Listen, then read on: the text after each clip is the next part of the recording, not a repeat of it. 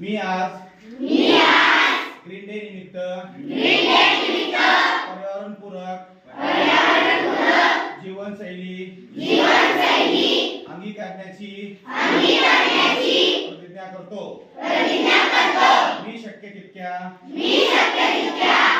वेळा सायकल पायी चालणे व सार्वजनिक वाहतूक यांचा वापर करीन।